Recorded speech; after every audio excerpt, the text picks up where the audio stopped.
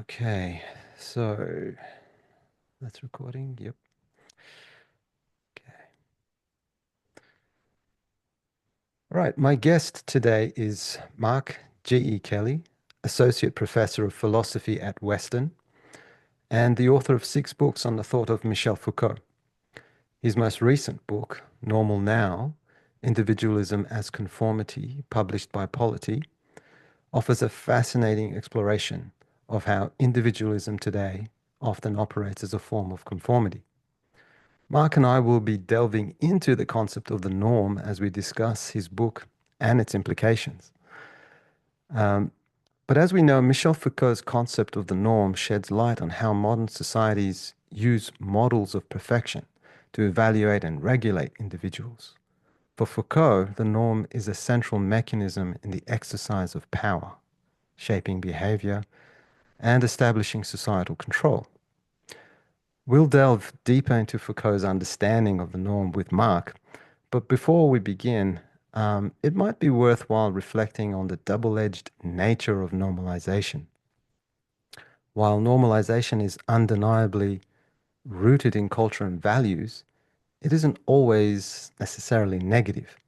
In fact, one can argue normalization often helps shift perceptions, sometimes from negative to positive, about people, places, and ideas.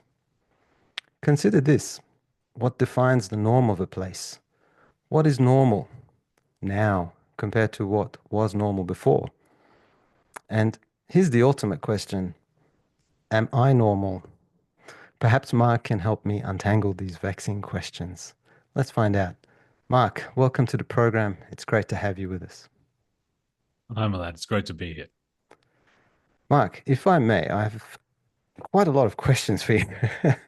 um, Reading your book, very exciting adventure for me, understanding your thought and thinking in writing it.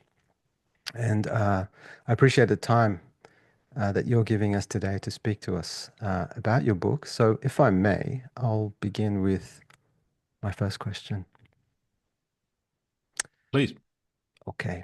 Um, I thought we could start by asking you more broadly about your connection to Foucault and how you work with his theories, and likewise how you implement these into your academic work.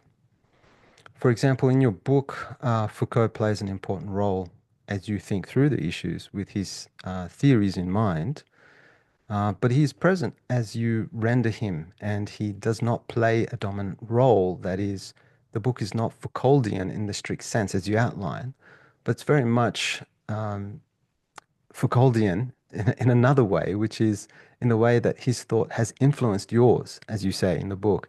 And you're thinking on the manifold issues raised in the book, such as sex, politics, life, and law.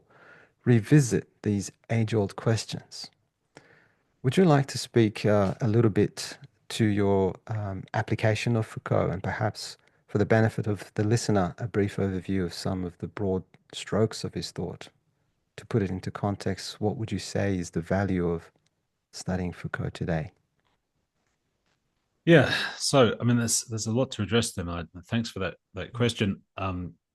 So, if I put it, very simply, I mean, Foucault's my guy in that I did a PhD on his thought, and three of those 6 books you mentioned earlier are like directly about Foucault's thought. I mean, I'm a Foucault scholar. I continue to write on Foucault. This is largely simply because of the way academic life works, and once you're an expert in something, you're continually forced back to write on it. But it's also also because like I'm so steeped in Foucault that it's very hard for me to get away from approaching things through that lens. And yeah, the other books I've read which aren't directly about Foucault, including one that has Foucault in the title, Foucault's name in the title. I mean, they're using Foucault's ideas like as the central kind of jumping off point for the other stuff that's in there. With this book, I mean, you speak about it not being Foucauldian, and I do have these kind of provisos at the beginning. This shouldn't be mistaken for a kind of Foucauldian study, but really depends what you mean by Foucauldian. Of course, I have to explain that. I mean, you've asked me to say a little bit about Foucault's thought, and Foucauldian is the adjective from Foucault's name. What does it mean to be Foucauldian? And it's not necessarily terribly clear. I mean, there's not. I mean, I don't think Foucault is particularly unusual in this regard. There's not a single way of doing things that marks all of Foucault's work. And Foucault was active, wrote like a bunch of books over 20-year period. There's not a single thing that he's saying across all of that work. I mean, you can find some commonalities between them, but really by the end of his career, I think you'd be hard pushed to find a single agenda. I mean, Foucault himself, actually, in his later years, retrospectively claims that he was always concerned about the relationship, as he put it, between subjectivity and truth. But it would be a pretty surprising statement at certain points in his career where he's not that interested in subjectivity in an explicit way. So, Foucault is influential in a lot of ways. So there's at a base level, you've already talked about it, this concept of the norm you mentioned earlier as being a perfect image. I take it this is Foucault's concept of the norm, as I say in the book, and I've written a journal article where I talk about this in journal article in Foucault Studies, titled "What's in a Norm." I talk about this in some technical detail. Actually, most readers of Foucault don't agree with me that Foucault thinks that a norm is a perfect image that guides things. I think it's pretty clear that he does think that, but this is a, let's say, controversial position in Foucault Studies. So at the base, there is this concept of the norm that comes from Foucault, which is like the primary conceptual tool that I use in this book. And Foucault invites people in his thought to do this, to take some tools out of his thought and use them. But there's also a high level at which what I'm doing here is Foucauldian. It's kind of the middle ground where it isn't. So a lot of the specific things I say about our society and our culture in the book are, of course, not things that Foucault said. I mean, of course, he kind of couldn't have done that because he died 40 years ago and didn't see a lot of the stuff I'm talking about. But as I said in the book, I don't want to presume that like Foucault would have said this. It's not that I'm just following through his analysis. In many ways, I'm disagreeing with him, or I'm diverging. Probably would be more accurate. I'm not directly contradicting him very much, but I'm diverging from what he said or developing it in ways that he might well not have. But there is a convergence at a high level in the sense that the broad gesture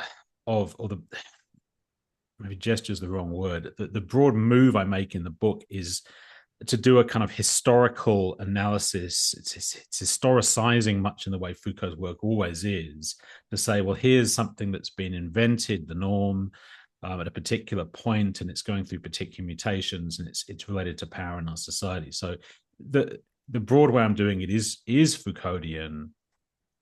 The other way, though, I'm not Foucauldian, is in my methodology, which is very loose compared to Foucault. I mean, to be a little bit self-deprecating about it. And Foucault, he was a very rigorous archivist. So his work was always based on having done a lot of reading. So whereas what I do, and it also tends to be very historical, Foucault's work. Most of his work is based on materials at least 100 years more before his writing. Whereas for me, this is like it's a much lighter kind of contemporary cultural analysis where I look at things go. I mean, it would be hard to follow Foucault's methods. Actually, I think today, the internet in a way is the archive of our times. It's not, if you're on social media, you're seeing these kind of contemporary discourses unfold in front of you. It's a very different object. It didn't really exist in Foucault's day, but Foucault was always focused on academic discourses. Whereas, although I do obviously touch on them, and I am an academic, so it's not like I'm unfamiliar with them. Like, I'm much more interested in kind of pop culture in a way.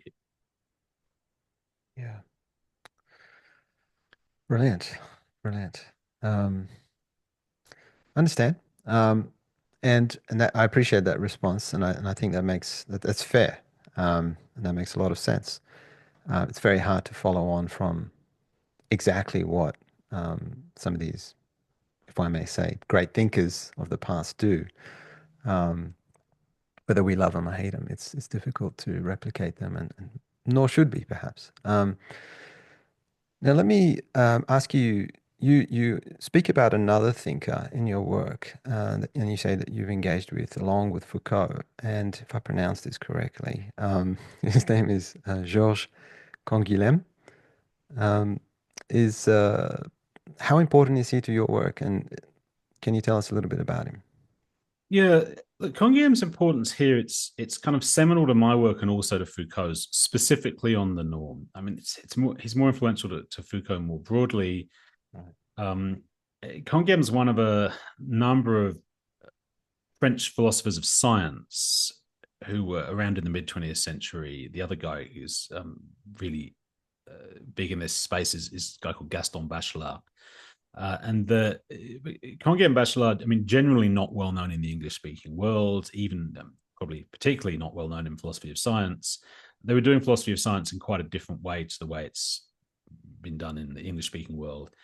They're very influential on Foucault, and also on before Foucault on Foucault's mentor Louis Althusser, and on some younger guys who were around the publication Cahiers pour l'analyse, which is put together by these students of Althusser. Althusser famously in this period had Foucault wasn't quite his student because they're quite close in age, but then following on from Foucault, you had a bunch of people. People like Etienne Balibar, Alain Badiou to some extent, who were in the wake of Althusser, but they were super interested in, or super influenced, probably is more accurate way of putting it, by the French philosophy of science. And so the gesture that's made in Bachelard and Canguilhem, which is so influential on Althusser and Foucault and these guys who come after, is the way they look at breaks. I mean, there's different words used: ruptures, coupure, which means break, in history of ideas. And this is absolutely seminal to Foucault's whole approach in his historical works. So the idea that at certain points of time, there's like sudden and marked changes which reorganize thinking. So, and it's fairly close to independently what Kuhn did in the English speaking philosophy of science. So yeah, so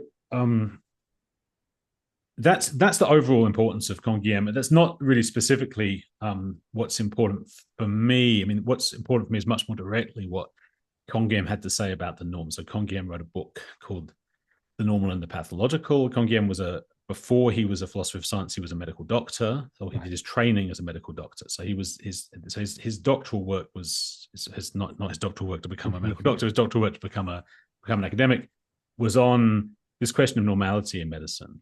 And this is really important. It's a seminal moment. It's seminal to all of Foucault's writing on this topic. It's seminal to my account. And it's seminal. I sort of keep using the word seminal. And it's seminal to also in the order of the historical order in which things progress. So what Canguilhem is talking about is the development of normality in medicine, and my take is that actually is where what we understand as normality today gets going. In fact, it's pretty clear, at least at the level of the lexical level of the use of the word normal, that's the case, that normal really begins as a kind of specialist medical term. I mean, this is one thing that I try and emphasize in the book, that the word normal, it's a normal word for us, right? It's a word people use every day.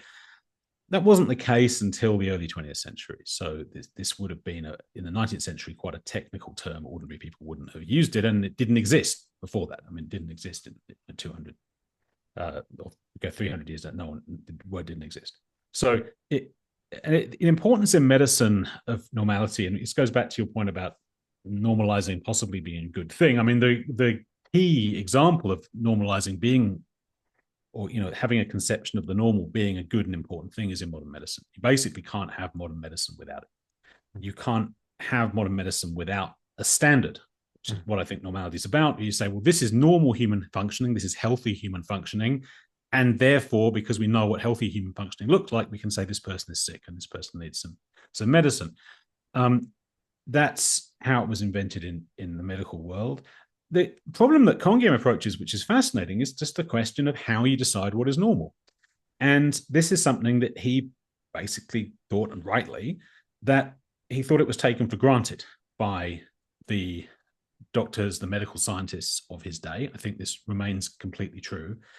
It's taken for granted that we can have an objective standard of normality, that you can, we can easily work out or infer from empirical evidence where the norm is. I mean, Kongiem's point, again, this is a little bit like the kind of thing that Kuhn has to say in relationship to the development of science, but his point, Kongiem's point, is that this isn't the case.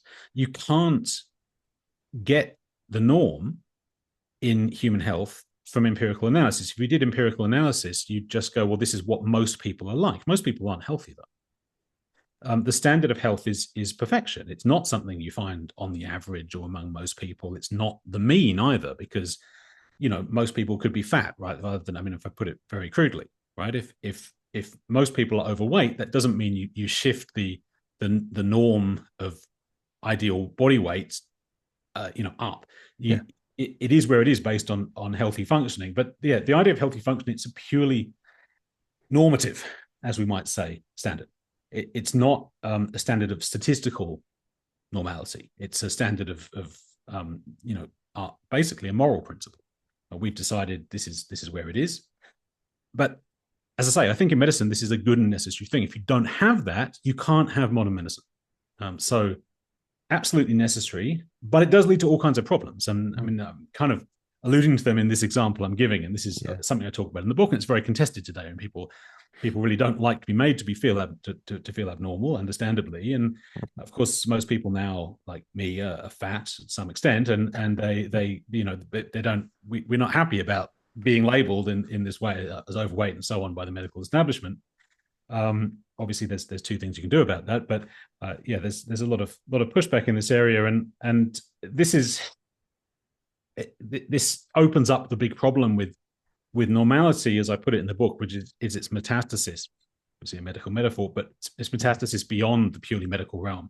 If it was a matter of doctors labeling people as normal or abnormal in a diagnostic space without that having a broader cultural significance, it wouldn't have a problem. The problem is precisely that this idea of whether people are normal or not has spread out into society and become a kind of psychological preoccupation people have, that it is not just there as a heuristic for medical diagnosis. It's become a preoccupation of our society. Okay, so this gives me a sense from listening to you describe the what's at stake in connection with Canguilhem's work and thought. There is a little bit of disciplinary focus, if that's the right word here, involved. And so I'm thinking there's certain kind of value here at play in terms of how we look at things. What lens are we analyzing them or assessing them, observing them, if you will. And so, it got me thinking about to what extent would I be correct, for example, in describing your book as philosophical, and indeed your work as philosophical on this? Would you agree with that description? Yeah, it's a really interesting question. I mean, I sometimes think that I'm a philosopher in the sense that I'm trained in philosophy, right? So all my degrees are in philosophy, and I teach philosophy. It's my kind of bread and butter. But yeah, whether what I'm doing here is really philosophy, I mean, it's certainly the case that a lot of philosophers wouldn't think so. This, of course, leads us to the difficult question of what philosophy is, which probably we shouldn't attempt to answer. I mean, there's one thing I say to students, like doing introduction to philosophy, because we have to approach this question. But one thing I say is that what is philosophy is a philosophical question. So if we get into this, then we're doing philosophy. But it's also the case that, I mean, philosophy, it's kind of a discipline of leftovers, right? It used to be that philosophy was just a byword for science. You had philosophia from the Greek and scientia from the Latin. They meant the same thing. And then as the kind of hard sciences decided to kind of carve off their own domain, philosophy was what was left over, an increasingly small area of questions that were left over that weren't being approached by hard scientists. From that point of view, I guess you could claim this is philosophy. Uh, I I mean, I'm personally not tremendously invested in the question of whether what I'm doing is philosophy. The other obvious thing you could claim that it is, I suppose, is some form of sociology, cultural sociology. Um, I mean, Foucault himself gets accused of being a sociologist. Certainly not something he would ever have self-applied that term, but I mean, he at the end of his life, or towards the end of his life, was saying he was a philosopher, but it was based on a redefinition of philosophy as the study of the relationship between politics and truth, which is not classically what philosophy is considered to be. So yeah, I mean, in some sense, it's philosophy.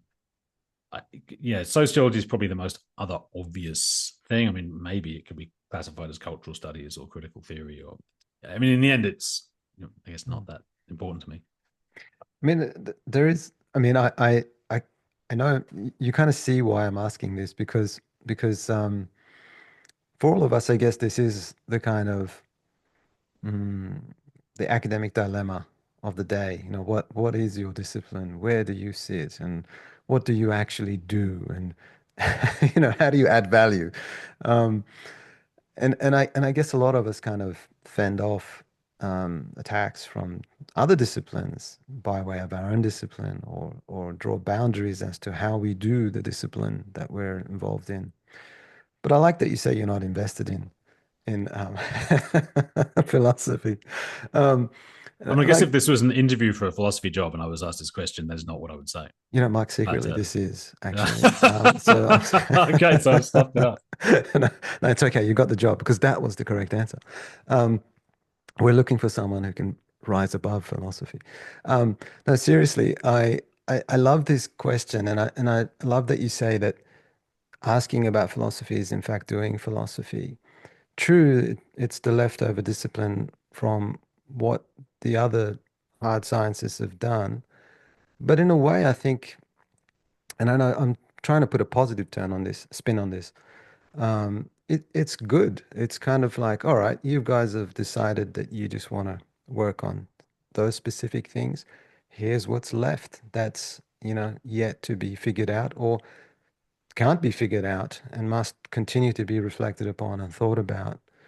And so this is why when I was reading your book, I was thinking, I guess I wanted to hear your thoughts about this issue of discipline and how we look at things, and I've got a good sense about it. Um, it's kind of like the philosophical response you gave me, and I love that. So reading through it, all the topics, I repeat again, sex, life, politics, and so forth. Very topical, obviously. Um, it just kept making me reflect on some of the classical philosophical texts, Aristotle, Plato, and this question of the good life kept popping up in my mind, reading it, and thinking to myself, um, it, I'm trying to, I guess your thinking. Were you thinking that you want to kind of somehow revive this philosophy, this thought, this questioning about the good life for the modern reader? Because it has some value today, because you may want more people to think about it in terms of this issue of what is normal, what is not, and so on and so forth. Yeah. I hope I'm making sense here. No, you are totally. I mean, look, it's tremendously complimentary to me that you read my work and think about Plato and Aristotle. Possibly it's largely coincidental. I mean, it's look, this is a great question, and as I say, I'm a philosopher by training, and that stuff's. I mean, it's buried quite deeply here, but yeah, you're absolutely right. It is in the kind of back of my mind, and actually, the thing that really comes to the front of my mind when you speak about this is how difficult I found it when I was an undergraduate and I had to read Aristotle's Ethics for the first time, because ethics is really what we're talking about here. It's this area of philosophy, Yeah. but this is something that Foucault's written a great deal about, right? And his last work was all around Greek ethics. So, Yeah. I mean, not all of it, but like the last 4 years of his life, that was really his interest. Quite distinct from his earlier interests. Very different historical period, very different conceptual framework. Um, But this is absolutely what I'm tending towards. It's what you see in the conclusion to the book. What I was just reminiscing about is, when I first encountered Aristotle as a student in moral theory class, it didn't Aristotle didn't make sense to me. Like, I really felt I was beating my head against a rock reading the Nicomachean Ethics when I was like 20.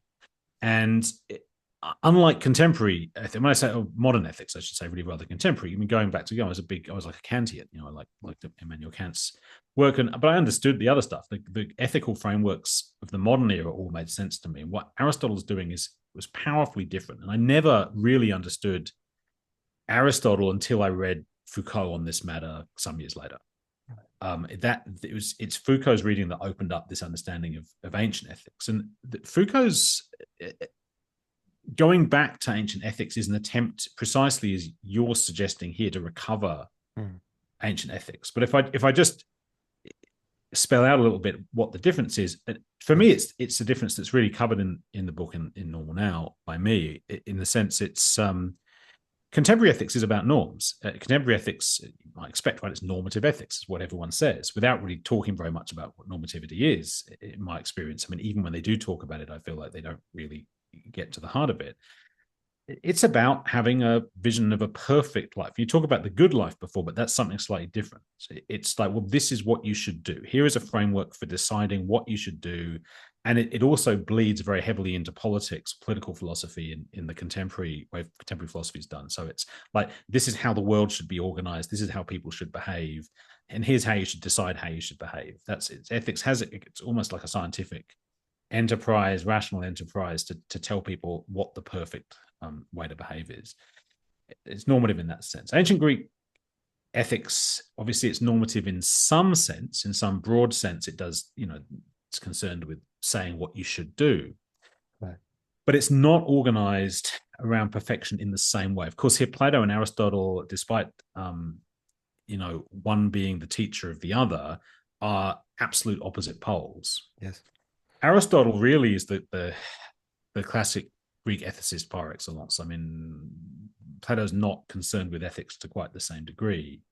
For Aristotle, ethics is about, this is what ethics means originally. Ethics is from this Greek word etike, which means character. And it's about, I used to talk about etike arete, the excellence of character. That's what it aimed towards. But it's also about ascesis, about asceticism in a certain sense. Not we might associate it being ascetical with an extreme form of self-denial. But for the ancient Greeks, it was about consciously shaping the practices of your life. Yes. So Aristotle, and Aristotle, I think, is typical or maybe even seminal to the Greek approach here, but and also the Roman approach, which is downstream from the Greek. But this idea that what we have to do as human beings is have a life which is a not just good but also beautiful life. It's not just an aesthetic shaping, but an aesthetic object. So we have a life, we have to lead it in a certain way, with virtue, and it's not just about acting, according to a universal law, as Kant would say, but doing things that are appropriate to us. I mean, this is something that you get in Aristotle's ethics. Like, if you have particular tendencies, you need to adopt practices to change those. It's understood holistically, and it's understood as something that's about the entirety of your life. As Aristotle said, in Nicomachean Ethics, whether you have a good life or not depends on the broad overview of your whole life from beginning to end. It's not just about doing the right thing at the right moment. There's not one answer. It's an art. It's an art form for the ancient Greeks. Plato, of course, is often blamed with, this is obviously Nietzsche's view of Plato. Plato really, before Aristotle's even done the thing, and of course, when we say Plato, we're talking about Plato and Socrates, are accused of doing the opposite, right? Because for Plato, this life, this world, it's a poor shadow of perfection, and we need to reach perfection. But that's quite a different thing. I mean, I don't think I talk about Plato in this book at all. But what I do talk about quite a bit is Christianity, which is obviously there's a lot of different tendencies in Christianity, but broadly speaking, I would characterize Christianity as Neoplatonist. Mm-hmm. And so Christianity inherits, obviously, there's some influence of Aristotle there, but it inherits this idea that there is a genuine perfection we have to reach to, but it's beyond this life. And this is what disappears in European thought in the modern period. So this is why modern ethics is the way it is, and it's why our normalizing society is the way it is, because there's this attempt to reach perfection now. Mm-hmm. This is the difference with Christianity, and indeed with going back to Plato, which is because in this world you can't actually attain perfection. It belongs to a different world. All you can do is try to approximate or attune yourself to it in this world. Whereas, because in, you know, I mean, and I know, you know, I'm anticipating that perhaps you'll disagree about this, but Mm-hmm. because of, you know, a world, the worldview we have now, so as a society, and Western society, is so radically secularized. I mean, this goes even for a lot of people who are soi-disant religious or Christian. There's this deferral is deeply unpalatable to the point that people refuse to accept it. Things have to be perfect now. There's no possibility of saying, well, you know, I'm doomed to imperfection in this life. And I think that's really signaling what's happened.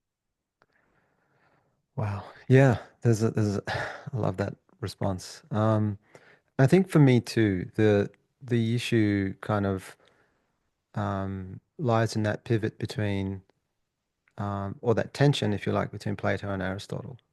And I think that's critical for any kind of thinking around these issues.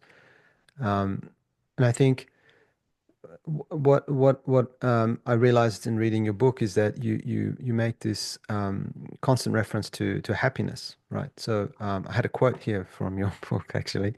Um, regarding happiness, which is what kept making me think of Aristotle in particular and the Nicomachean Ethics and this question of ethics. And obviously, you're very upfront about the point being about it's an ethical point. It's about happiness. But for me, it was always this question in my mind was, um, as you described before, how do we attain this happiness? Is this happiness something even attainable in this world, or are we just kind of fooling ourselves? Are we falling into line, being normalized, thinking, right, yes, you can do this, it's possible. And there's a massive, as you know, uh, market of self-help literature that sort of plays to this. And to be fair, it tries to service this need. Um, and some of the literature I've read in that area is quite exhilarating. It's very empowering. Um, but yeah, you do mention Christianity quite consistently throughout the book, and I also enjoyed that comparison. I think is fundamental in my view. So I'm in agreement with you on that, and I think the way that you've used it is very effective because it contrasts that Neoplatonic outlook, as you noted, with this kind of shift to a modern individualistic pursuit of happiness, if I can put it that way. Um, and therein lies a tension again. And it seems to me again reviving that Plato and Aristotle contrast and tension again. Um, and of course, I would maybe slide in a little bit of contention regarding variations of Christianity and sort of some of its more mystical understandings, such as theosis and the application of that in the achievement of some kind of perfection, though not the ultimate one, obviously, and so on and so forth. But I mean, we don't need to get into too much of that at Well, the I'd moment. be, but I mean, I think theosis goes to the point. I was thinking about that actually before you mentioned it while you were talking. Right. But yeah, because theosis remains, Platonistic as a concept insofar as you only finally achieve it when you die. Mm. So although um, although there's a genuine hope of perfection there. Mm. It's perfection that this life is only working towards. I mean, actually, I think here when we talk about tension between Aristotle and Plato, I think this tension is reconciled in Christianity in a certain way, which is to say, well, we can take Yes. the insights of Aristotle, which are very focused on this life, and then turn them towards a kind of Platonistic aim Right. in overcoming Yep. the world, right? So, but then you have, so I mean, obviously you can be a total Platonist and a Gnostic on the one Mm. hand, or you can Mm. be a total Aristotelian and be a Stoic. Mm. But Christianity somehow it's both Neoplatonist and Neo-Stoic. That's the other thing. It kind of brings both of them together. Mm. I feel there was something else I was about to say, but No, I agree with you, and I like the way that you put that. And I think for me, I guess I prefer to move away from the stark contrasts of sort of interpretations that create a dualism of sorts, whereas, it's the kind of reading of Christianity that sees it as sort of suspending everything until the end of time. You kind of do what you can, versus you can do everything now, and now is it, and there's nothing after this sort of thing. It but seems these two yeah. dogmas are kind of butting heads a little bit. Well, that's, I mean, what I was going to say, actually, I've remembered, and it's something I Good. mentioned very briefly in the I was book, stalling. but it's something that's good work. It's something I mean, it's something that Foucault touched on briefly in his first volume, which is History of Sexuality. But Mm. there really there's a move made in Western Christianity in the modern period that um, attempts to say you can achieve something or perfection now. So I mentioned in the book really briefly, John Wesley, the founder of Methodism, Yes. has this idea of Christian perfectionism. So this idea that we might actually become sinless, which is something that doesn't exist in historic Christianity, right? No. Perfection is just to be achieved after death. And there's a Catholic movement called Redemptorism around the same time. I mean, I'm not very familiar with it, but I believe makes a similar move.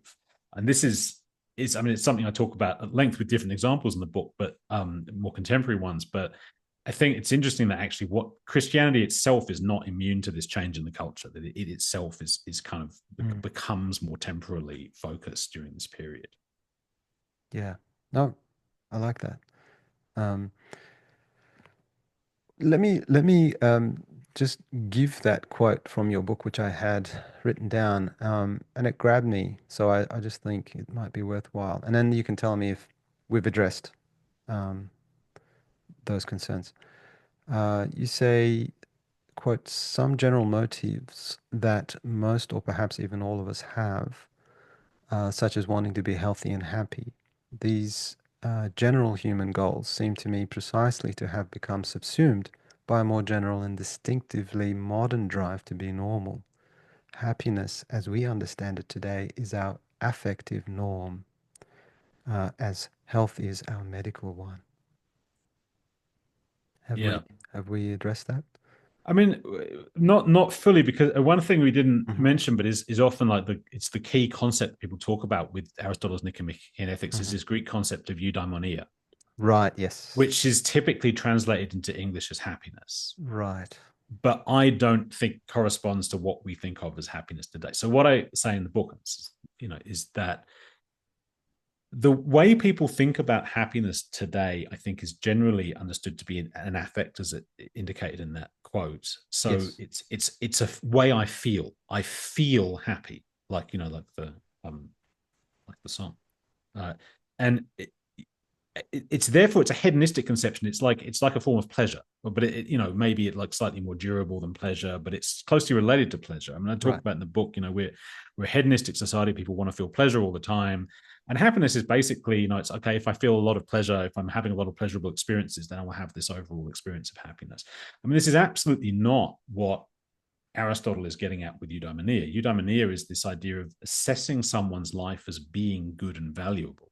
So if you're to have eudaimonia, I mean, one thing he says that, referring to how my mind just couldn't get around the ethics, and I've already talked about this, for Aristotle, if you had like a perfectly good, nice life and then you died in a horrible way, you would not have eudaimonia Right. on Aristotle's conception, because it's a holistic thing. It's if Mhm. eudaimonia is like someone would say this person had a good life. Mhm. So if someone's disgraced, whereas I think, yeah, the way it's now understood. I mean, there's a kind of, I'm going to talk a little bit about the kind of euthanasia debate in the book, but there's a kind of perverse way Yeah. this is understood now, whereas the thing that would ruin your life is not is if you had an unpleasant, if your life was filled with pleasure, but then you had suffering in your final years. But that, of course, it's not what Aristotle's talking about. He's about talking about,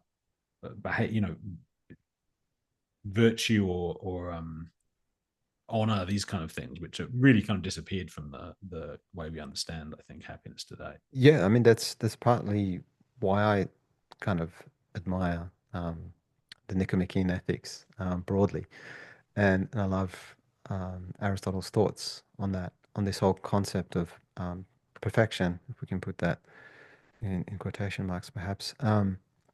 But as you say, like it's is it the telos in Aristotle's thought that's significant, as in the end point? Like when you reach Yeah. the end point, can we say about you that you are a virtuous, awesome person? Um, and if we Yeah. can't, then you're not. Then you haven't reached eudaimonia.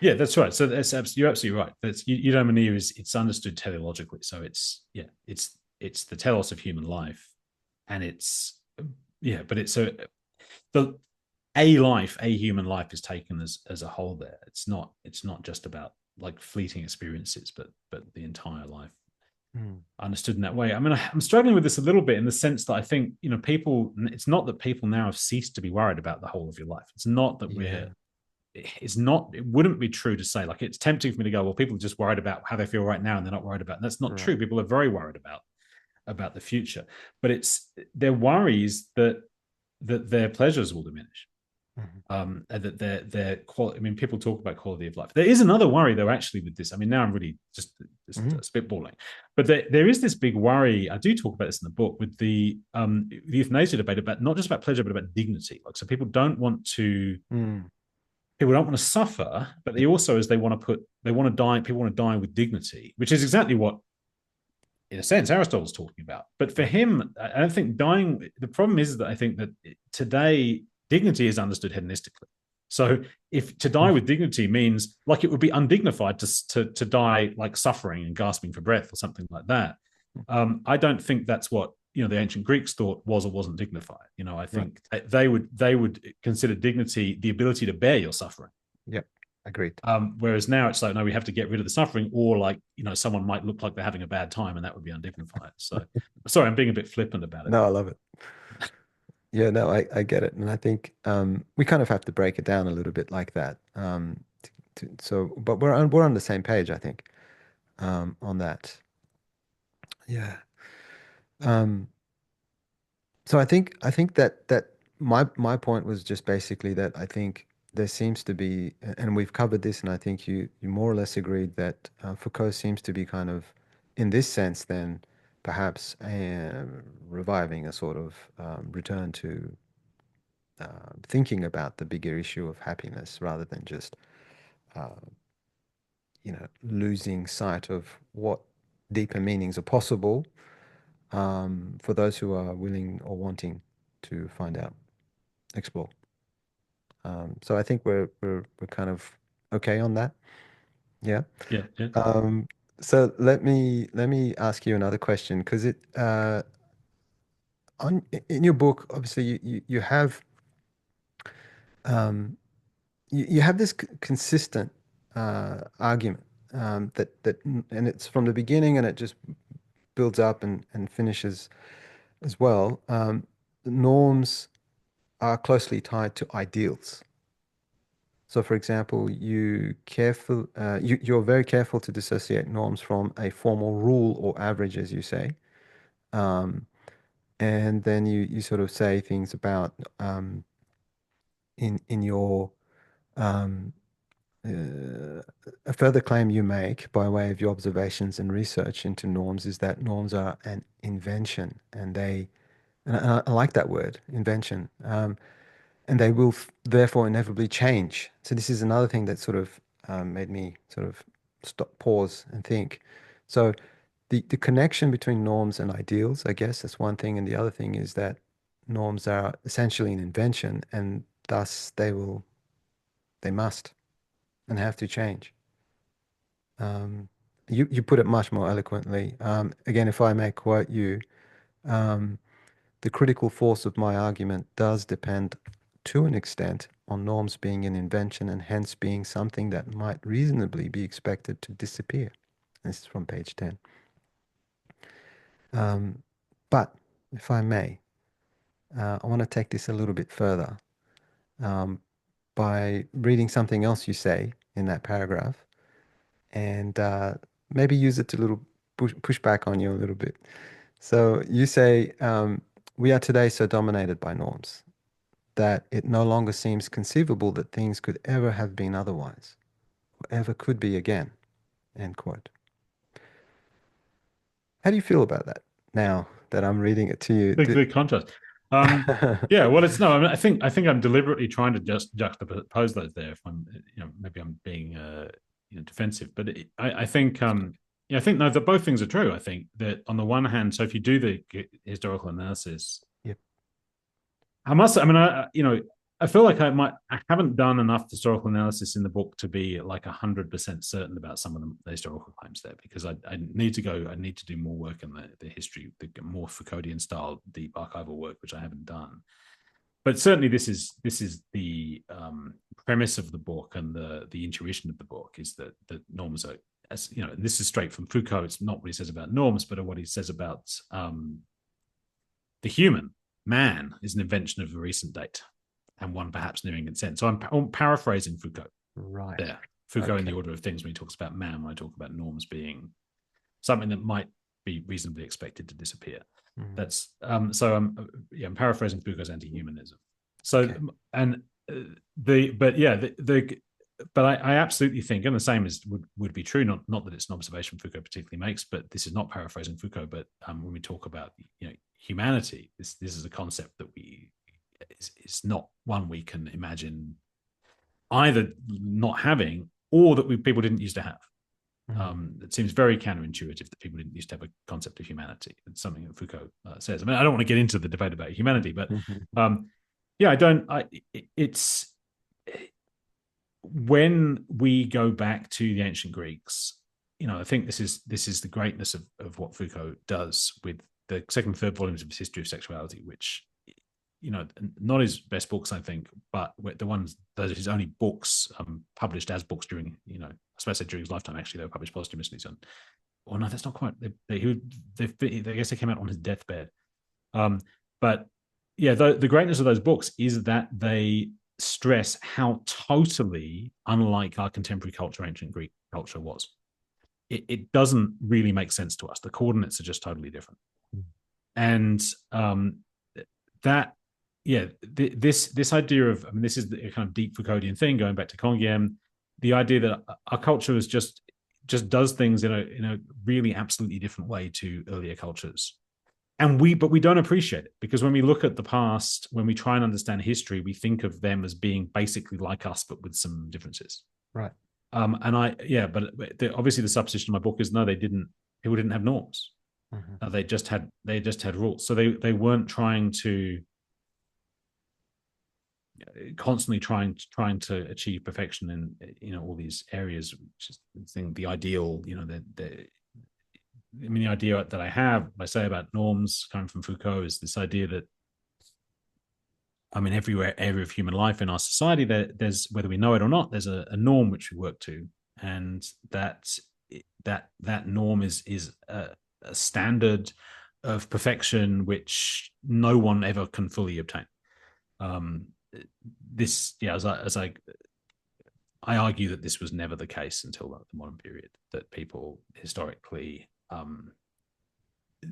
they followed the rules, they did what they were supposed to do, but they didn't feel that they had to be perfect. They were just trying to do the things they had to do. I mean, the long history here getting back to Christianity, includes Christianity because, as we've already noted, Christianity, and it's following from Plato, it's a very old thing, Mm-hmm. has an idea of perfection, but it's an idea of perfection that you can't reach. Mm-hmm. So, because this world is imperfect. Yep. So therefore, if you're a Christian, in a sense, you were trying to be perfect, but you knew you couldn't do it. Mm-hmm. And so that is part of the deep history of norms, but that's a huge sea change between in the pre-modern period. People, yes, were people who were trying to be very holy were trying to be as perfect as they could be, but knowing they weren't going to get there. Right. The problem of the norm is that it's understood, as I say, as normal, right? That is, even though it's an impossible vision of perfection that we want people to attain in our society, it's understood to be, in a weird way, the expectation. You're supposed to actually be perfect. It's not like this is some reach goal that, okay, I'll never get there, but I'm trying to get there. It's an asymptote that I aim towards. It's like, no, you should already be normal. You should already be, I hesitate to come up with an example. Have we had one? I mean, you should already be completely healthy. If you have one, bunion on your foot, you need to go to the doctor. This needs to be sorted out. We need to have complete health. And right. Yeah, and I think this is really critical. This is really important. Sort of pointing at that in the introduction, I was kind of playing with the ideas of, how we can apply a norm and how we can think about norm, I guess, in this sort of grades or colors or shades. Norms in terms of what? In terms of, say, um, the military absolutely needing a standard, or a game of soccer, a team that has a standard. Without it, it's just chaos. Or norm, as in like what you say, like these perfections on our body. If there's a slight imperfection, we must rectify it immediately. Otherwise, we're at risk of being singled out. Say, oh, look, um, he's got a wart on his face or something like this. There's a lot more here, that I'd love to unpack with you, in particular in reference to, the great example of Christianity, as you say, the sort of consistent example of Christianity that you use in your book. And one thought I had there was in relation, just as you were speaking, is this question for you: what would you say if I were to play the devil's advocate and said, well, which is healthiest? The older model or this new model? yeah, I mean, I'm afraid.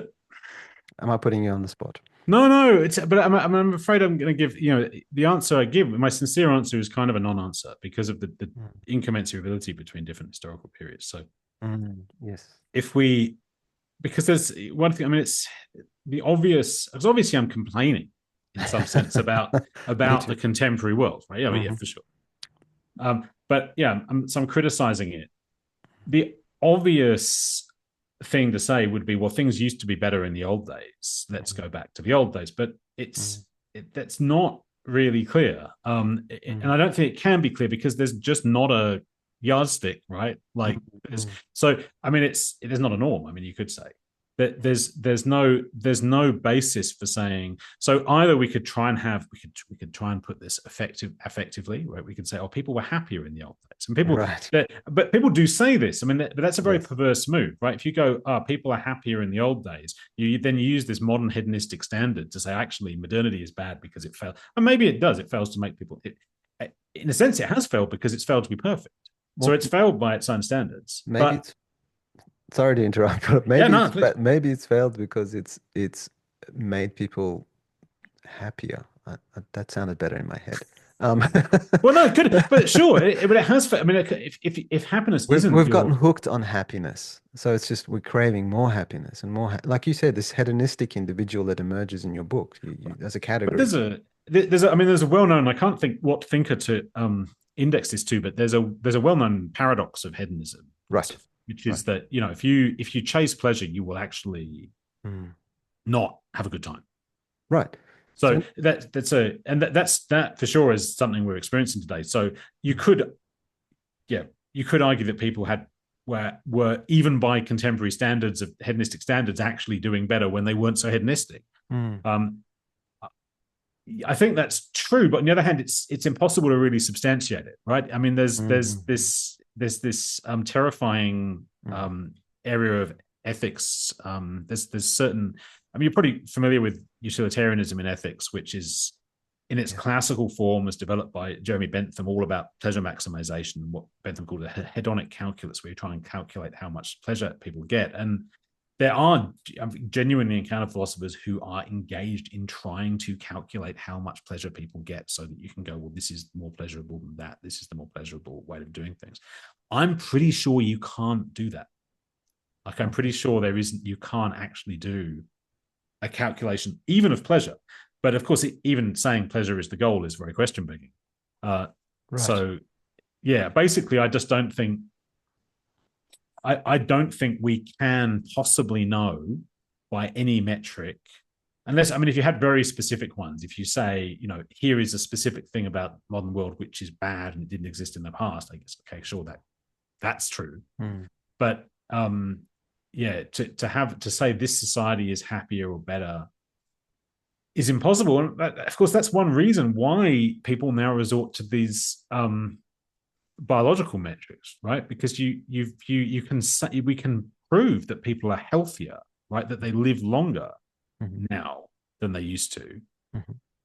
I mean, but this seems to be above question. I mean, I talk about it in the book. I mean, the only pleasure is the only thing you could really argue against that. You could say, well, I want to live for a shorter span of time, but I want to be happier during that. Mhm. The problem is you can't verify the happiness, right? It's not objective, so you can't actually be sure that's true if you live 10 years shorter for more pleasure. But this Mhm. this idea, it seems completely crazy to say now, but it's like harking back to Nietzsche again, that there's no point in living 100 years if Mm. there's no point to your life, Yep. right? So you need something to so something else. Consequently, it's always entirely possible to say, well, people now live longer, but like really. Mm. But Mm. as I say, in the end, that's still a non-answer, because in the end, you can't Mm. know that people in the past really, Mm.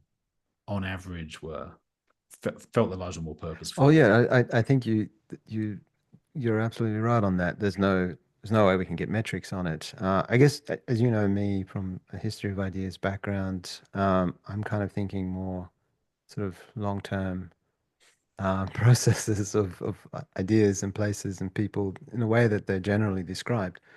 Um, and another sort of thing that occurred to me as you were speaking is I guess what I'm saying is in a way it seems to me from reading you and listening to you that the happiness is central, right? However you quantify it and describe it. Um, and it seems to me that this goal of humanity, if we may call it a goal of human, I think I feel comfortable enough to say it's a goal of human beings to want to be happy, um, has kind of almost maybe come to fruition in a very fruitful way, sorry, abundant way. So there's happiness all around.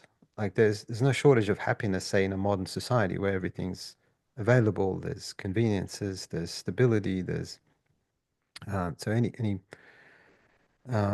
society that we would define um, as functioning and organized and so on and so forth, that therein any citizen can find um, an abundance of opportunity to be happy, to find happiness. Now that may be the question there, like what kind of happiness? Is it just in being able to eat an endless supply of ice cream or varieties of pizza and other kinds of foods, whatever, or whether there's an incredibly amazing large library that's locally available, full of philosophy books, and they can sit and read Plato and Aristotle because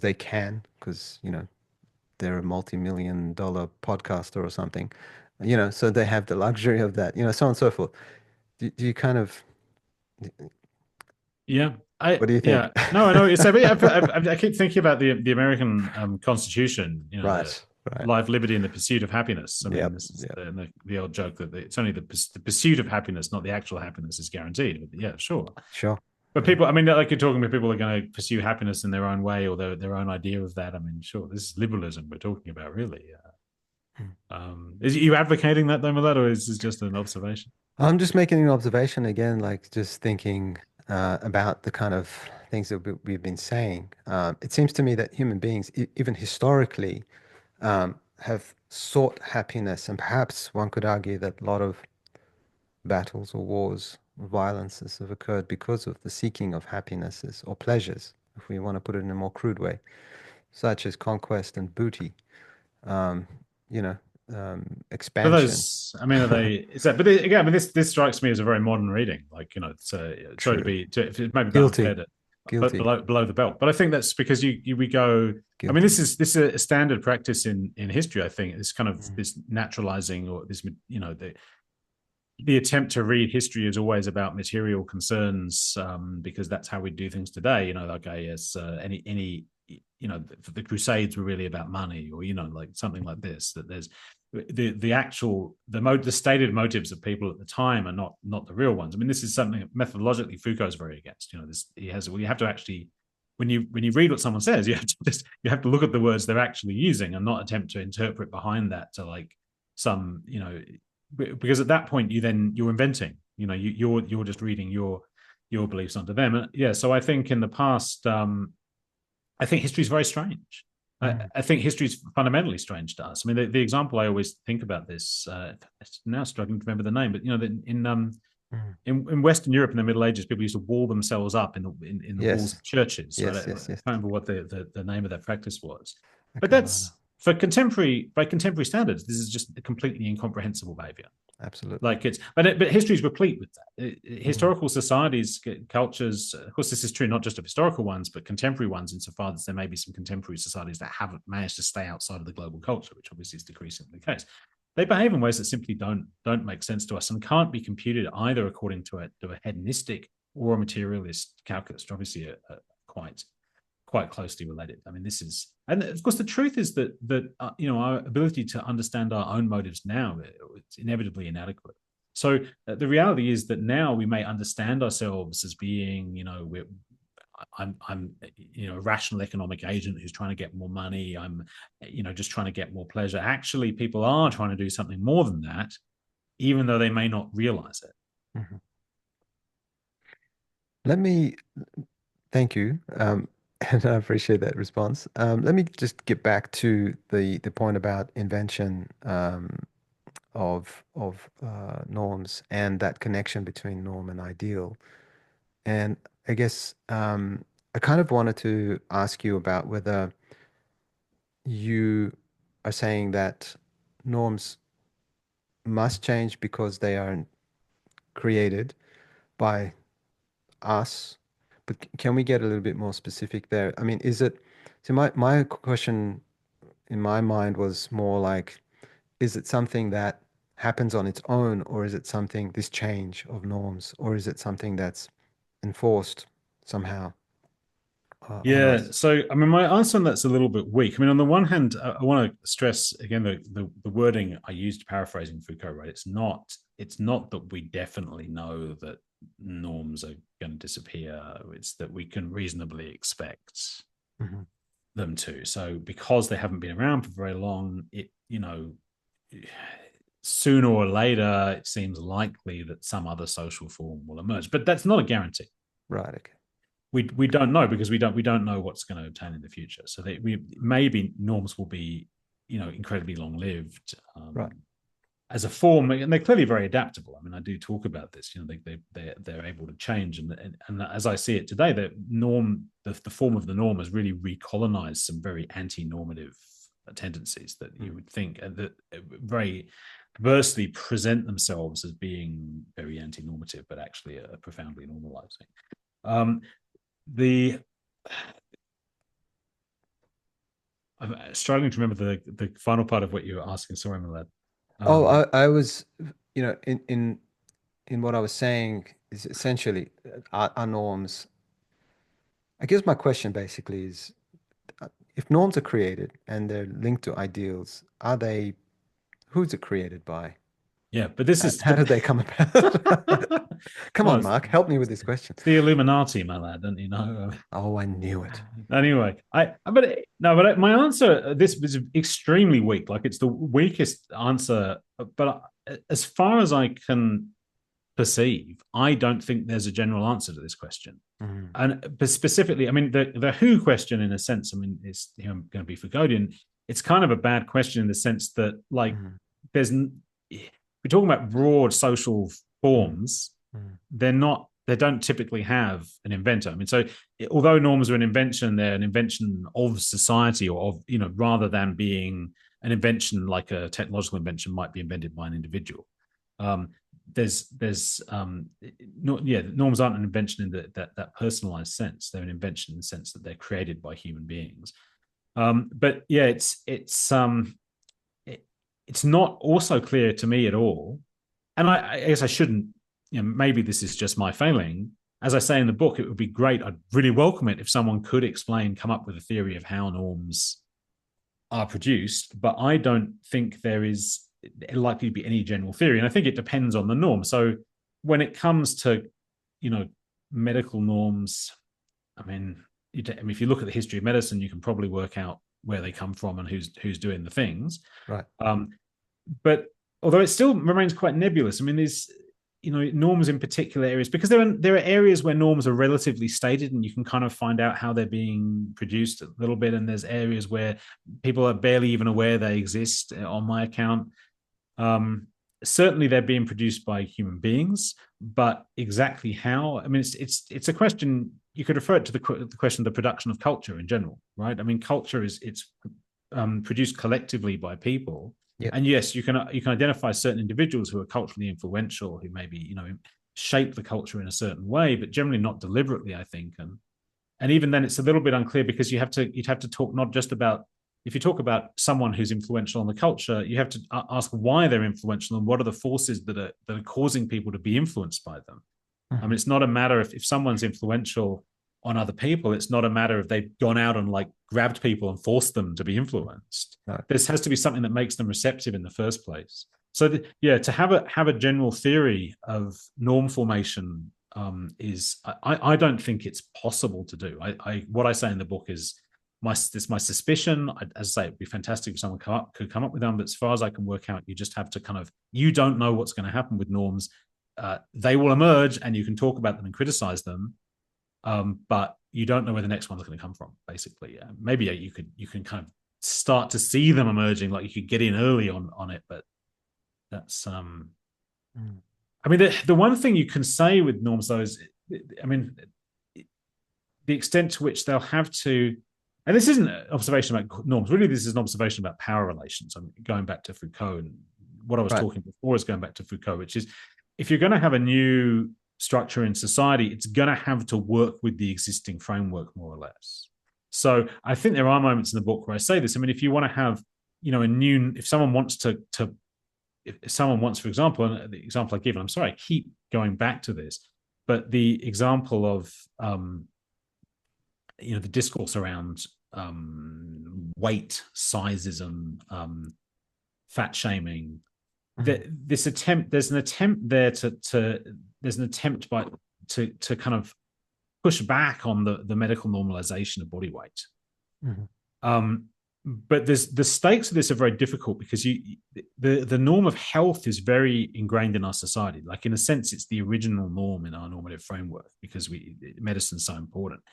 So there's got to be, if you're really going to, I feel that discourse has faltered. Like, it's a situation where that someone's trying to push against a norm, and they can only get so far with it.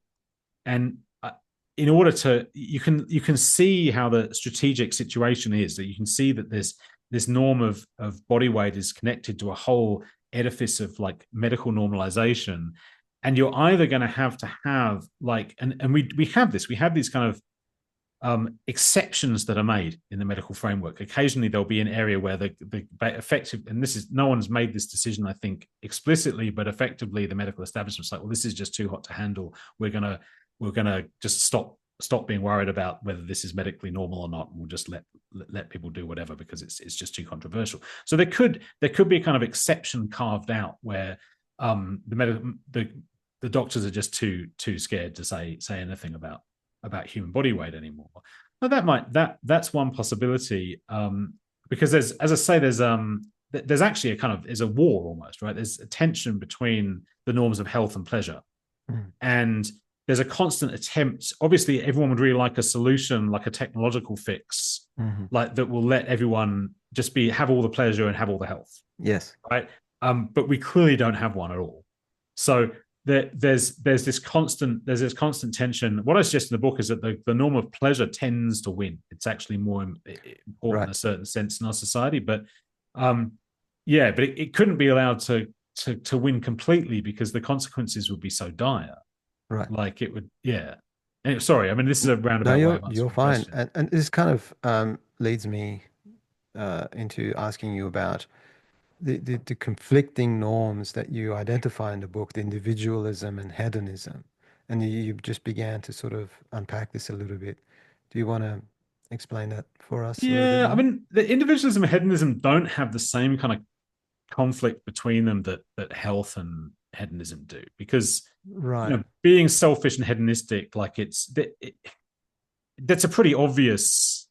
They kind of go together pretty well. Like Right. it's not really that doesn't really, it causes problems only in the way, really, I can't actually remember exactly what I said about this in the book, but it causes problems only in the way that hedonism itself is paradoxical, right? So if you spend all your time chasing pleasure, actually it's not going to be that productive to pleasure, because pleasure is effectively something incidental you accrue. I mean, this is the philosophical paradox of it, right? You get pleasure by achieving things that feel meaningful to you, right? I mean, obviously you can get it in other ways by just eating some ice cream or something. Yes. But broadly speaking, if you need to have a much more holistic approach actually to appreciate pleasure and feel happy, even if we're going to approach it as an affect. So actually, once you make happiness the goal, there's a word for this, it's nihilism. At that point, you actually disappear into a spiral. I mean, actually, you're likely to become depressed if your only goal in life is to feel pleasure, because it's actually not satisfying in itself.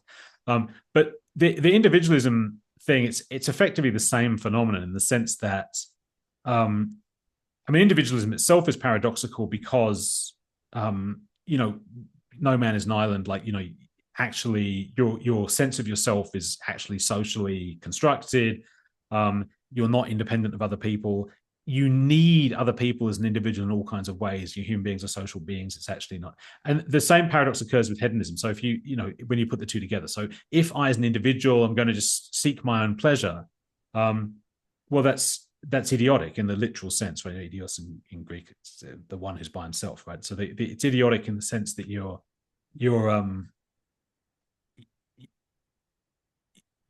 ignoring the thing that would make you happy, which is other people and their interests. I mean, actually, you'll be happier if you,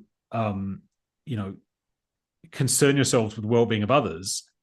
Then that actually would probably lead to a happier result than being selfishly concerned with your own interests. I mean, this is what I tell my 3-year-old all the time, but he doesn't seem to get it. It's advice you could tell me anytime, because I seem to. I don't know if I'm reading Kierkegaard correctly, but I take him to be extremely individualistic in his approach. So I've sort of fallen into the vortex of Kierkegaard a little bit, and I often find it hard to get out of. That's really interesting. I'm a big fan of Kierkegaard, but yeah, Sorry, that rings true. That really, no, it really does. I mean, it makes me, yeah, okay, that's really interesting. Yeah, I love his writings, obviously, in relation to, what are the standards of his day in terms of the Christianity of his time and his world. And then he's sort of calling that out as kind of maybe pretentious, might not be the exact word, but yeah, and then he's kind of falling into this individualism or promoting this kind of individualism. And I know But Kierkegaard is not the subject of our discussion today, no, but no, but there's a yeah. Well, I mean, who's making these rules? Not me. I'm not establishing there's norms. but there's not no. But the problem is there's these norms floating around. But I think the question that raises in my mind really is the small o orthodoxy of Kierkegaard Mm, as a Christian. But actually, I think to try and defend Kierkegaard, I think actually what we're talking about here is a paradox of Christianity that not is not a bad thing, mhm. but actually the Christianity Right. classically says you should devote yourself entirely to helping other people and putting yourself last Yes. because that will lead to your personal salvation and eternal happiness. Yes. Right. So actually, I think it's not that it's not necessarily wrong. What Kierkegaard is saying is precisely, you can make the leap of faith, you can make the decision, and you basically determine your own reality in this sense, right? I'm sorry, there's like a Yes. self-help kind of thing, but you make the decision to have faith, and that will transform your life. Mhm. It's true. I think it's probably fair to say that Kierkegaard was not sufficiently focused on the charitable aspects of Mhm. like Christian life, but um, nonetheless, I mean, if you're like a Kierkegaardian knight of faith, I mean, I'm not sure. I always think about Fear and Trembling with Kierkegaard, but Yes, me too. okay, good, okay, they're on the same page because there's other Kierkegaards, but Of course. yeah, if you're like a knight of faith, then I mean, you're going to be like you're going to be nice to people, all right? This is so but yeah, fundamentally, it's about transforming yourself. Yes. In the but yeah, it's the reverse of the hedonistic paradox. It's the exact opposite. But I think I mean, here I'm going to Mhm. say this actually is correct, right? That or it's the hedonistic paradox is you try to experience pleasure, but you will end up unhappy. The paradox of Christianity is that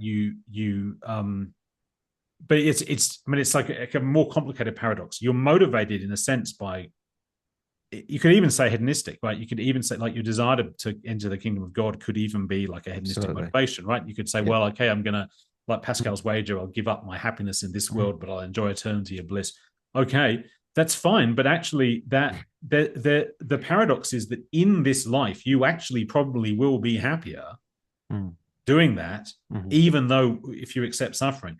I mean, I hear, because we've really circled back to your question before about forms of life. Um, yeah, I think we probably can say that's like a more effective strategy, like Mhm. Mhm. self denial. Mhm. I mean, Mhm. it goes back to Aristotle in a weird way, because it's something that Aristotle says is like specific advice for people, but really is kind of universal advice.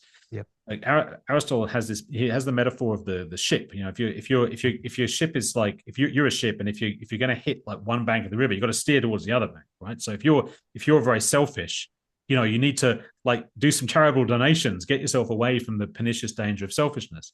I mean I think I mean, one of which, like, Christianity is not Aristotelian at all, because it doesn't admit there's like No.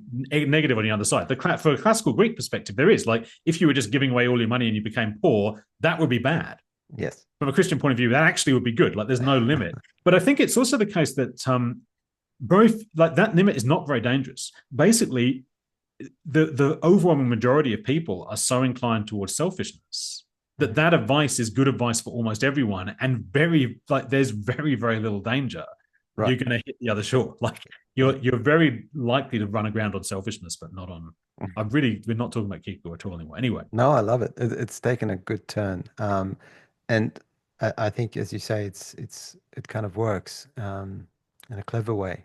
It's the bait for getting things right in a way. Yeah. So let me. I'm kind of conscious of time, and I just wanted to kind of now ask you a little bit about your sort of final statements of the book, in the book. Um, and I was thinking about what you mentioned about medieval fantasies in the conclusion. And I think this kind of relates to some of the things that we've been saying, and it sort of covers off everything in a way, and perhaps allows us to have some final thoughts on the issue. Um, how I understand you say um, that these such as medieval fantasies, these things, these ideas, our perceptions of the past in a way threaten to be normative themselves, um, by which you mean that that a return to the past is not possible, right? This is kind of what you have already um, outlined for us, right? And I generally agree with you. I mean, hi history, as you said, is a strange thing. It's a strange beast, and doing history is often um, strange. I can't find another word for strange. It's strange. What am I doing? How can I possibly know about the past that I've never experienced, let alone comment on it, so on and so forth. Um, but what what can I ask you to explain a little bit more about what you wanted to get at with with this kind of statement about time and history and human understanding? Yeah, I mean, I think there's two people. Like there's two audiences I'm addressing here. Like, one is really myself because my temptation is precisely to go, Mm. the past was better. Like Me this is a too. temptation I have, right? So, and but also like there's a concrete, I'm very online. Like there are people.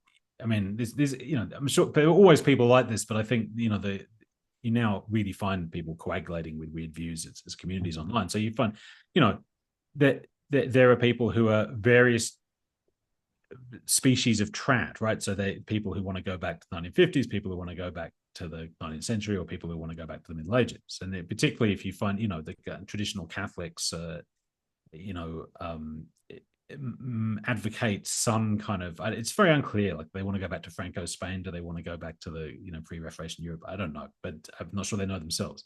Right. The warning here is what I'm saying is pretty simple, which is, I mean, actually I didn't spell it out in this way, but I'll spell it out this way now. Any If you start trying to move towards the past, that is just creating another form of impossible vision of the future. It's utopianism. And Right. it's just as utopian as if you're, any other variety of utopian. If you're a communist, or if it doesn't matter. Mhm. If you say the future will look like this. So, firstly, this is normative political theory. So, I wrote a Mhm. book about this called "For Foucault Against Normative Political Theory" before I wrote the more recent one. Right. So, but yeah, this is what political thought largely consists in: is having this norm of the future, norm for society. This is what I want society to look like, and this is what I will move towards. And that for me, I mean, the real reason I think that's wrong is it's self-defeating because you don't get it. The thing, you will not realize Mhm. that utopian vision. So all that can ever do, and here I'm like, Foucault kind of almost says this explicitly. Right. I'm really riffing on Foucault, but yeah, like all you will ever do is provide an excuse for a society that fundamentally doesn't look like that it's heading towards it. So the classic example, of course, would be the Soviet Union. Yep. The excuse of the Soviet Union is we're trying to have like communism, with no laws or state or money, or like there's nothing like that. It's like it's Mhm. so, but societies in general now, I think, work this way. They have like a norm. They're like, okay, our society, like Australia, isn't perfect, but like we're trying to have this society which would look good on paper, and it's not quite as fantastical, but it's still based on a kind of liberal vision which we'll never actually obtain. Mhm. And I think that any vision of that nature has the function of disguising reality, and actually of therefore it excuses like the dysfunction of the politics of the present. So yeah, you basically, yeah, normative politics is bad. I mean, that's a perverse normative stance that I take on this issue. Yep. Foucault put it very succinctly. He says he has Mhm. one if he says the word normative, but one commandment, which is never do politics. Goodness.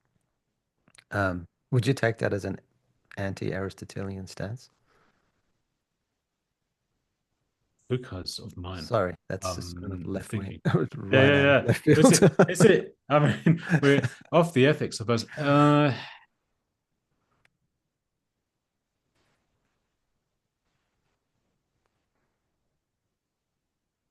Yeah, it's got me thinking about Aristotle's Politics, and I'm Right, right, struggling right. to remember where to fit that in. I mean, what the It's actually anti-Platonistic because the right. Republic is the original normative political theory. Okay, So okay.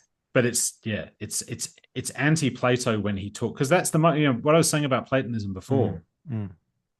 is Plato's, his account of forms. It's like, no, this world isn't perfect. We're gonna, but actually, Yep. when he starts in the Republic, and I think this perhaps is not the most. It's the most obvious thing about the Plato's Republic, but not the thing people talk about the most. He starts giving all these directions for an ideal society, which are more or Exactly. less crazy, Yes. not just by modern standards, but by Greek standards. Right. And yeah, that's he shouldn't. That's not good. Like Okay. that's because that's an attempt to that is for me, that's like, that's, if you want to find the oldest example of someone doing normative thinking, it's there in Plato's Republic when he Right. starts. Right. Okay. Yeah. Okay. Okay. Great. Great. Um, I was intrigued by a remark that you made in the last pages of your book in terms of your agreement with Lacan that quote that the only repository of sufficient resources here is likely to be religion, even if I can hardly rule out other possible bases for the counterattack, and even though a pivot towards religion must look alarmingly like a simple reactionary move to restore the status quo, anti-norms. Is that, did I quote it correctly? Yeah. Yeah. Um, would you like to comment a little bit on this? Yeah, so I don't know which, but you want me to talk about what Lacan says about religion, or because I mean, the bit about the looking alarming like the status quo ante, and there's a big crossover. Like the people who are arch traditionalists tend to be very religious. People who, are very religious. I mean, I firstly, I struggle with this tendency myself, but when you see this online I mean, certainly alarms me is, young guys who are very into religion, but um are then they have a very politicized understanding of this, Yep. and that to me, I mean, of course, this has a very different valence in different religions. I mean, in Christianity, it alarms me because I don't think that's what Mm. Christianity actually is about. Yeah. And historically, it isn't. I mean, historically, what you had all these Christian states run by Christian rulers, but that Mm. wasn't because Christianity set out to do that. It's an artifact that happened when Christianity became endemic, and Yes. like particularly in the Roman Empire. Like once you had Constantine, then you had to have Yes. this way of doing things. It's not. It's a kind of accident. It's a bug in Christianity. Certain other religions we might not. It's more of a feature. But yeah, it's that's alarming to me, and that's obviously not what I'm enjoying. So because I think what I'm enjoying at the end is in line with what Foucault says: personal, ethical, ascetical practices. So you cannot hope to, because you cannot as an individual hope to overthrow the society of the norm. There's no clear political path to doing this. It just doesn't exist because we don't really understand well enough how it works. You couldn't have, like, President Trump, I mean, yesterday signing all these executive orders, perhaps you've seen, and but he can't sign like an executive order against norms. This is maybe in a sense that's what he's trying to do, but I don't think so. I mean, I talk about Trump a lot in the book, of course. Yes, you do. But I We mean, we haven't talked about it. I'm sorry. side note: the publisher wanted me to take that out when the Oh, book came really? out, because they were like, "Look, Trump, he's not president anymore. He's going to disappear into Wow. history." No, And big mistake. I Yeah. was, well, yeah. Fortunately, I kept it in because Mm, mm, mm, mm. it wasn't actually because I thought they were wrong. It's because I couldn't think how to rewrite the chapter. But anyway, I look vindicated by history there in a horrible way. But in any case, but yeah, you can't. There's no political solution, to use the online rubric. So there's no political solution to the problem of norms. All you can do Mm, is find a way to navigate them as an individual through ethical practices. Of course, you can do that. I mean, I don't want to be an individualist about it. So of course you can be, you can do it in community with others. Indeed, you should, right? You should yeah. certainly try and reach out to other people. But that's not a kind of political thing. But there is something else I said there. So you want me to talk about Lacan specifically as Well, you well? can, I think it would be helpful for us to understand the connection with Lacan, and then just I was sort of wanting to underline sufficient resources. So repository, religion, this reference to religion. Yeah, that would be great. Yeah. Well, look, I mean, it's a little bit hard to know exactly what Lacan means by this. So it's a quite a marginal text. It's a little book in English with two texts. It's called, it has the word religion in the title. I'm actually struggling now to remember what the book is called. It's the second part of it is called A Discourse to Catholics. Right. The Triumph of Religion is what it's called. Triumph. By Lacan. So it's a I think a lecture he gave to a Catholic audience at a Catholic university in Belgium. Right. But people like it's something that the Lacanians struggle with, because generally most Lacanians are like deeply atheistic. Whereas Lacan, he wasn't like a regularly observant Catholic, but he was a Roman Catholic. He had a Catholic funeral. His brother was a priest. He never announced his Catholicism, and then he did make these comments. And he made these comments that psychoanalysis, is nothing compared to religion. It's far more powerful. People don't understand how powerful it is, how deep its resources go. So he predicts that, and more than science as well. He has these kind of negative things to say about. He's like, all this the scientists with their idea, destroying the world with genetic engineering. They're pathetic. They're not going to do anything. Religion is the thing for Lacan. He thinks it's almost for him the most powerful force there is. Exactly why he says that I find harder to substantiate. Okay. I mean, we talk about the resources, but but obviously I have said this, so I should substantiate it. But we talk about the resources. Well, look. I mean, we haven't really touched upon this. I mean, I know there's maybe some contention about this, but obviously religion doesn't have the status it did in the past, right? It's so in Western societies, but it retains enormous. I mean, like if you look at it naturalistically, obviously there's. I mean, if we include God here, then obviously religion's resources overwhelm any other. So if you take a religious point of view on it, then obviously religion's going to win because it has God on its side. So, but that kind of goes without saying. But if we look at it from a kind of purely secular materialist point of view, like religion has immense kind of cultural, also institutional resources in the society still. So if you're going to look to something that you can find that has some kind of resource against norms. I don't think there's anything that approaches it in our society. I mean, it's partly because religion's a kind of holdover from this pre-normative period, and not entirely because, of course, a lot of religion has, in a sense, become really infiltrated by this normative way of thinking. So it's not like But on the other hand, it does retain these resources. There are parts of religion that remain outside of these circuits to a large extent, haven't fully absorbed them. If you want to find, because if I put it this way, what I was saying before, if you as an individual want to just do it all yourself and like find a way to resist norms, I mean, this is very hard. I think essentially impossible. You need to go to something else, and of course, some people read Marcus Aurelius or something. Like you can find like philosophical resources in the past to do this. Yes. But if you wanted to, and I was suggesting you should do it in a communal way, then religion basically there's nothing like it. I think assume you'd agree with me from that. Absolutely, yeah. As a religion scholar, I cannot but agree.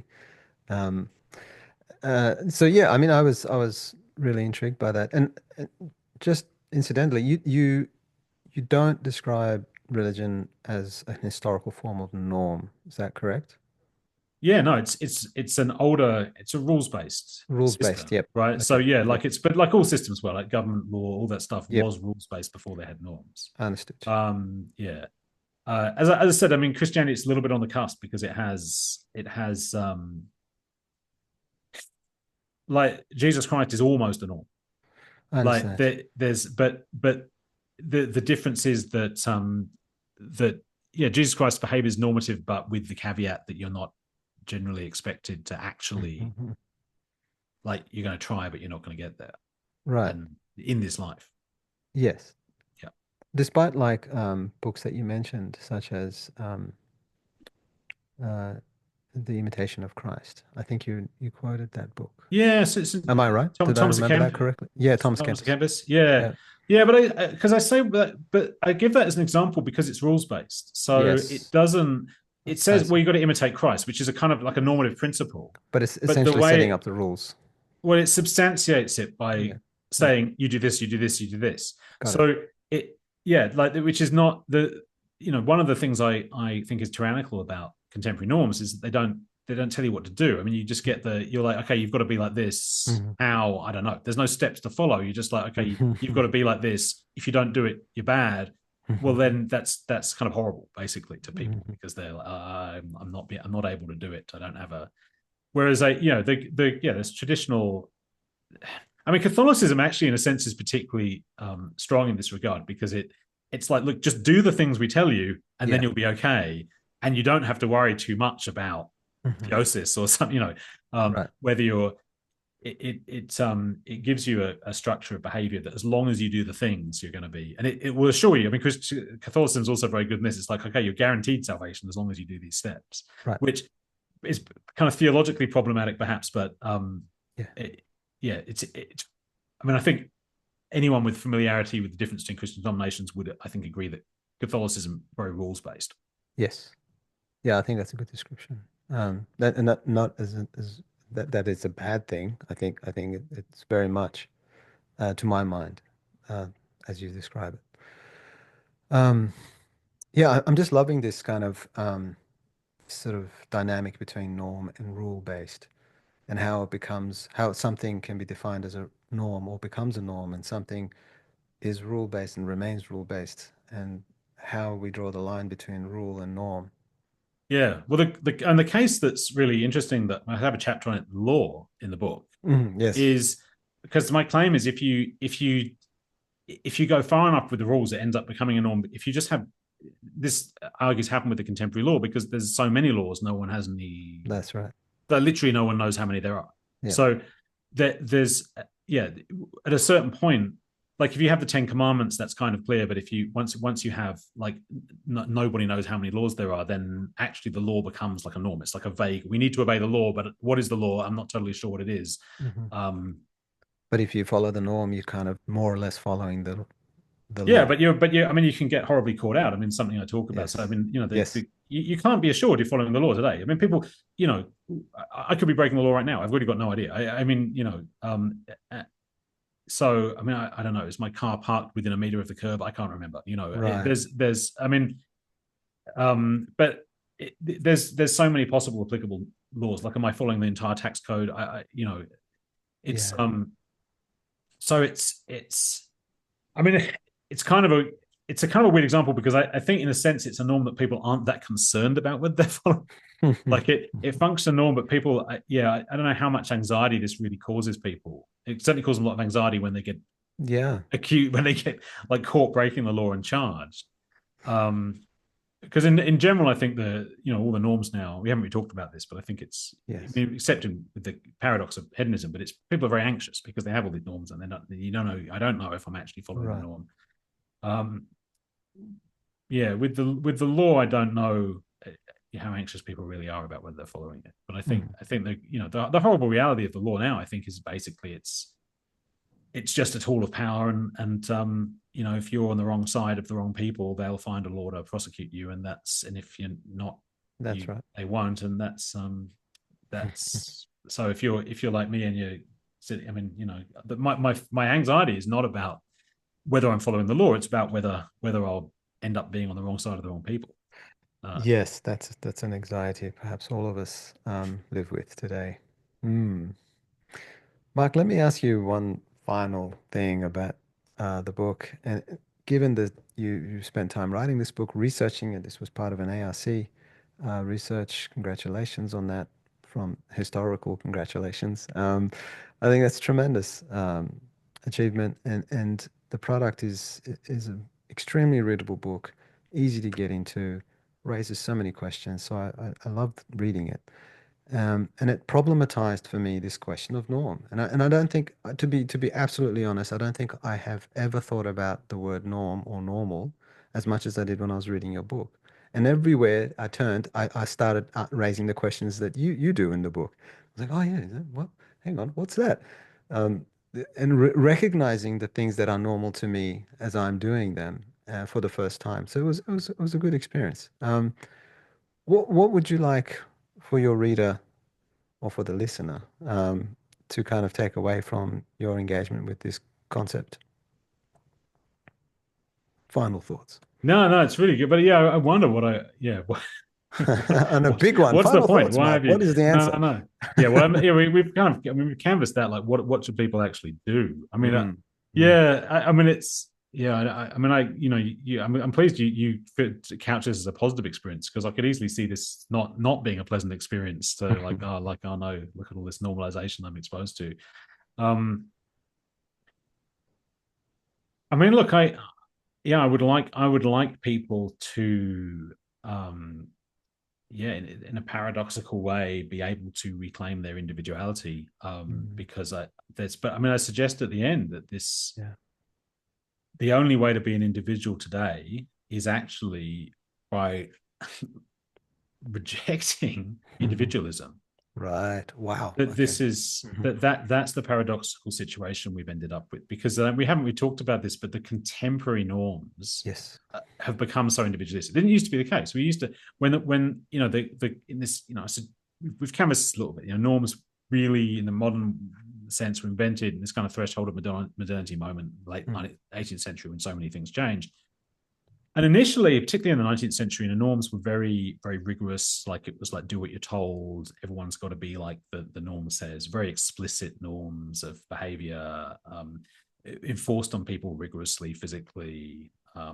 This is mm, how 19th century institutions work. Today, norms are the exact opposite. I mean, the norms are they're nebulous, unstated. mm. They encourage individualism, but this is why the subtitle of the book is "Individualism as Conformity." Yeah. That people used to just have conformity, but now you have compulsory individualism.